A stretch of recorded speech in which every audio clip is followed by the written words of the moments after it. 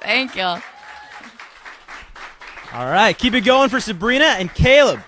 Thank you so much. Very nice. Sabrina, put it there. Thank you. You're going to hang out. Caleb, thanks so much, man. I'm going to steal your seat. Thanks, I'm going to try Caleb. not to trip over these mic cords. I love that song. Thank you. Can I tell you that right now? Thank you so much. But I had a funny experience. Again, that song is called Why, if you're just tuning in here on Billboard Live. I had a funny experience when I was first listening to that song, because I didn't know what the song was about. I didn't know where the story was going. So I'm listening to that first verse, right? And, you know, they like the daytime, you like the nighttime. They don't sing to the radio, you do sing to the radio. And I'm there sitting, I'm like, Sabrina's got to break up with this person. I'm like, this is a bad relationship. This is not going to work out. I'm like that best friend, like listening along on Spotify or whatever. But that's actually not the story at all. Once I got to the hook and once I listened to the whole thing, it's really a story, as you said at the top of the song, about opposites attracting and that working out. Is that true? Yeah, I mean, I think, and the cool thing about the song was that it was inspired by the fact that there could be so many different kinds of relationships that we have that in. You know, that we all have these differences, but we still love people just because they like, you know, apples and you like oranges. Yeah. Which I'm allergic to apples, so I don't like apples. You're definitely Team Orange. So I'm definitely Team Orange, but like, you know what I'm saying? It's just it's as simple as that. You know, like, I was thinking about this listening to the song on the way to work today. Like, does why even matter in friendships or relationships to you? As long as it works, as long as you guys are happy? Yeah, I mean, I feel like it's always this thing in life where it's like you end up being friends with people sometimes you never would have expected to be friends with. And it's like you don't even question. You're not like, I should only be friends with people that I think I would be good with. You know, it's like if it works and you know it, then you feel it. The song is off to a tremendous start. It's being added to, like, tens of 20s of 30s of radio stations all across the country. I read some crazy stat that on its first week out, the only person you were behind in terms of getting added to radio stations was Pink.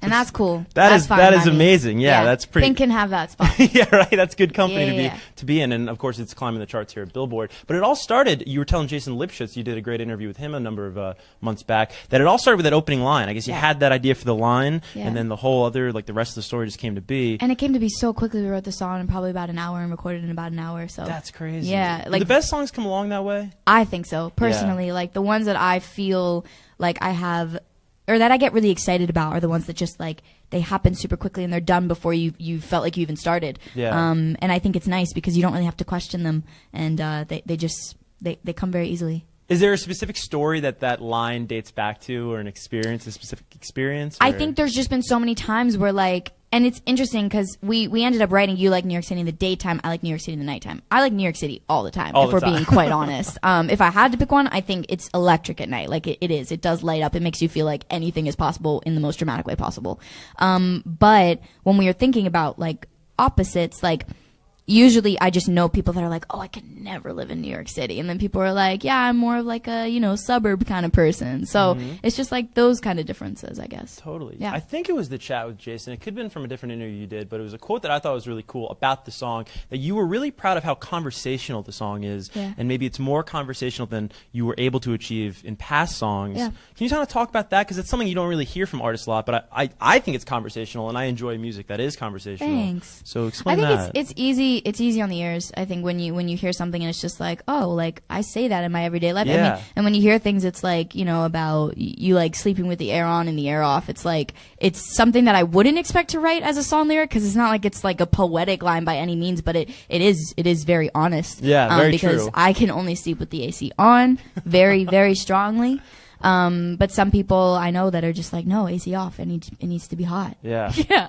You've got a great music video, over 16 million views on YouTube alone so far for it, and it's got a famous co-star, Riverdale's. Is it Casey Cott? Casey Cott. Right on. So how did the whole video come about? Were you involved with the concept? Yeah, I'm usually pretty hands-on as far as. I mean, you got to be, right? With You your have to track be. record? I think when you have a vision too, and when you write the song, like you kind of envision like what it could be, and if it doesn't come to life in the way you want it, then it's kind of disappointing. So I think like when we were thinking about it, it was a song that I was like, it was harder for me to envision exactly what the video would be like, because I didn't want it to be too on the nose as far as like, all right, so let's have yin and yang, you know? And I think like there's a lot of people that probably would have interpreted it that way. But the director that we chose, like we made a really, really interesting story about these two people that actually, they look like they could work together, but then once you hear them talk to each other and you get to know them, you realize that they're very different. And it's like, you know, it could work. Maybe it doesn't, but it's, you know, in that moment that it does. It works. Totally. Yeah. And with both of your acting backgrounds, it's cool. It's like a little mini movie or a little mini movie. Yeah. And he's so great. I love Casey. He's amazing. Yeah, the video is beautiful. Thanks. I thought it would be cool, actually, based on some of the lyrics that you sing in the song, to give you a little bit of a pop quiz on the song. You'll just bear with, I hope I trust ace me, this. trust me on this, but more of a like just rapid fire questions. Okay. So you sing on the song that you like the nighttime in New York, they Yeah. like the daytime. What's your favorite nighttime activity in New York City? Nighttime activity? Where are we? We're in Washington Square. I like to go into Washington Square and see who's out. There was this guy. Okay, I'm sorry. This isn't like my favorite activity, but we were out in Washington Square and there's this guy with a mic and he's got the little soundboard. He's making beats and he's just like singing songs about things that need empathy. So like he was singing about turtles and whales and cockroaches, and it was actually my favorite activity that I've ever experienced in New York. But that's like literally in New York you'll get anything as weird as that. So that's not my favorite nighttime activity. But I think in New York, that's so hard. I feel like, I don't know, just walking outside in the streets, or like by going up to like a rooftop and like looking at a view and just like being with your friends and talking is like a great nighttime activity. Yeah. Another lyric on the song is you say that they don't listen or they don't pay attention to the music on the radio, but you're there, you're singing along to the radio. What's your favorite song? I have to if they play my song. I was like, yeah, you better. I gotta Right? If listen. that comes on. Yeah. But other than your music, what's your favorite song to sing along to on the radio? Ooh. There's so many. Every time Feel It Still comes on right now, though, like that's the one that I'm just like, Yeah. I love that song. That's so a great much. song. Yeah. It comes out of nowhere. We talk about it all the time. It's just infectious. Yeah. Yeah. Crazy. Oh, and last one. Okay, so in the video, if you at home are watching right now, you're a big fan of Sabrina, you've seen the video, you take a bunch of pictures. There's a bunch of, and you're kind of walking through your little loft there in New York City.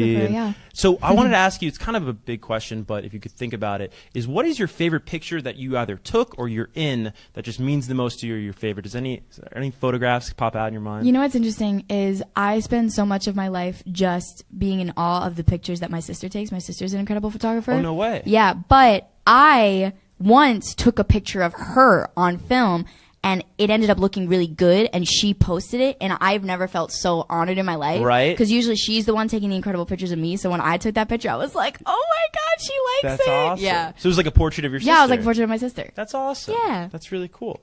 And then I want to talk about this incredible work ethic that you have, Sabrina. I mean, it's inspiring to follow you because if you don't know, if you're not keeping track at home. She doesn't sleep. You don't sleep.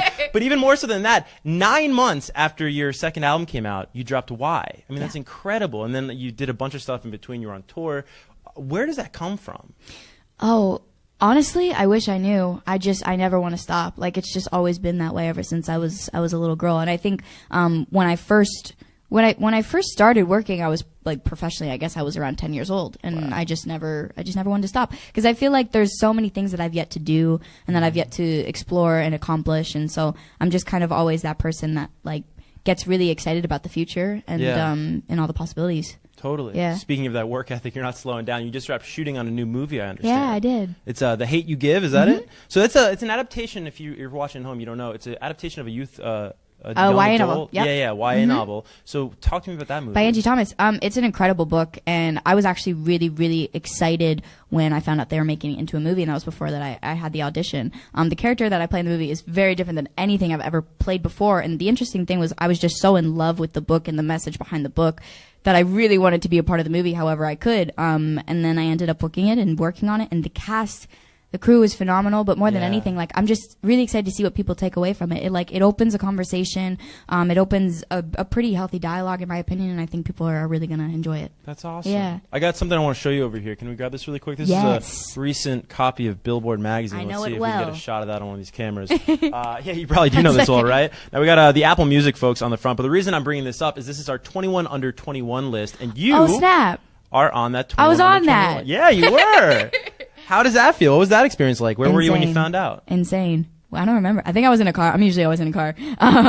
No, but when I found out, I was so excited. I think it's just like it is one of those things where I'm constantly in awe of the talent that surrounds me, and it definitely inspires me and pushes me to work harder when I see young people that are like around my age or younger than me or just, near my age working so hard and doing their own thing. Yeah. So the fact that you guys do that is incredible, and to be a part of it, I was just like, okay, Thank you. Awesome. Congratulations again. Thank you so much. Now, I don't know if you've heard of these people online called the Carpenters. Have you heard of these people? Yes. Yes. Oh wait, I thought you were talking about the actual band, the Carpenters. No, I'm talking about like the hashtag My fans. Carpenters. Yes. I love them. Those. I know them well. They're quite big fans of Sabrina Carpenter, believe it or not. They're the coolest people. Like every single time I get to meet them, and like I think the most surreal thing has been because I basically toured for this past year straight. Between the U.S., we toured the U.S. twice, and we toured Brazil and Europe and Japan. And like being able to see them multiple times, like they would come back to different shows, they fly places, they drive 10 hours, like they're so dedicated. And I mean it's really cool when you can have a relationship with them that feels like a little bit, I don't know, more just like your friends. Cause I feel like they're honest with me, you know, they seriously, they're very harsh critics, but it's great cause it's a fun relationship, and I kind of want to just do whatever I can for them and include them in everything that I do and make everything special for them. Yeah, and it's cool with an artist like you that does both acting and singing. They can kind of follow you along to project, which is nice too. I bring up the Carpenters is because we put out a tweet not too long ago within the past hour or two and asking for fan questions. We got about 5 fan questions. I mean, I think there were 500 questions in a matter of like 60 minutes. It was really incredible. But I thought in closing here, before we let you go, to ask you some of these questions. So this is Lauren at That Love Ish wants to know, who's the first person you show a new song to when you finish it? Ooh, it's probably my sister. I mean, but is this the same sister? Same sister. Okay. It's hard though because I think it depends. If there's a song that I'm really excited about, I kind of won't play for anybody for like a week. Okay. Because I just want to have it for myself for a little bit before I get like other people's opinions. Because I do feel like once you get someone else's opinion and maybe it's not what you wanted to hear, or maybe it's, you know, it's different, then sometimes that can affect you and get in your head about the song. And sometimes I do have to follow my instinct. So I'm constantly like, I think it is people within my family, people within my band, my really close friends. But who was the first person to hear why? It was my mom, and both of my sisters were actually in the car, and I left the session immediately. That song, I was like, guys, can I play you something? I got one. Yeah. My sister said yesterday before I did Fallon, she was like, remember when we were in the car and you played this for the first time? And now it's on The Tonight Show. Yeah. It's incredible. All right, Maggie on Twitter wants to know this is a nice segue. Oh. How was it performing on The Tonight Show? Well done, Maggie. Psychic. It was incredible. Like, I was terrified and excited and all of the feelings. It was phenomenal. You were telling me before we went live that it's a relatively small space for how big of a show it is. Yeah, it feels like you're in a black box theater, which is really interesting because it's a little bit more intimate. But it's such an amazing feeling. Jimmy's incredible, and he's been so supportive of the song, and it was a great show overall. Like, I was a fan. Like, I was just really excited to be there. And I'm glad that we got to sing Why New York City in the nighttime. It was really exciting. Special moment. All right, we got 3 more really quick ones, and we're going to get out of here. We have Erica on Twitter saying, what is something you want to do before the year ends? We're coming up on the close of 2017. Any goals, anything on the bucket list? In addition to everything else you're doing, right? You know, it's funny because I actually did want to go to Europe before the year ends, and I'm going. So nice. I guess that's good. That's cool. Have you ever been to Europe before? I have. I got to tour there earlier this year, and I just fell in love with it. And I was like, I just want to go come again. Back. Yeah, that's awesome. All right, Lauren says, I admire your positive outlook on everything so much. Any advice on achieving that positive outlook? I'd say it is focusing. It is focusing on, you know, the here and the now, and not so much focusing on tomorrow or yesterday, which believe me, we all do. We all get caught up in, like, you know, the moments that we're not supposed to, because we can't change, you know, we can't change the past, we can't change the future, or maybe we can. I guess we can. No, never mind. I don't sleep a lot, Lauren. But I think the most important thing is to work hard. It really is passion, and it is desire, and it is knowing that, like, you're different, and that's okay, and that's gonna get you further than it would if you were the same. That's awesome. We have one question before you left. This is from Jasmine on Twitter. Jasmine Davis, if you're watching right now, Jasmine. The princess. Question, yes, exactly. Question for Sabrina. Which singer inspires you the most? And then she made sure to add that she loves you with all of her heart. With all your heart? All of it. Which singer inspires me the most? This is hard because I think, like, growing up I had a lot of different influences as far as singing goes. But I mean, these past couple years of my life, it's just been like Rihanna. Really? Rihanna. Yeah. Why Rihanna? You know, there's something, like, I guess it's very effortless for her, and I feel like that is exactly what, like, artistry should be. It should just be you, and it should just exude, like, you know, everything that you are, and I feel like she's a very good example of that. That's awesome. Yeah.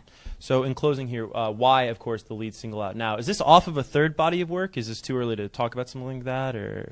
Yes. Okay.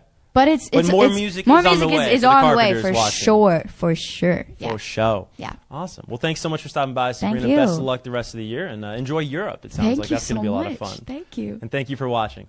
Bye.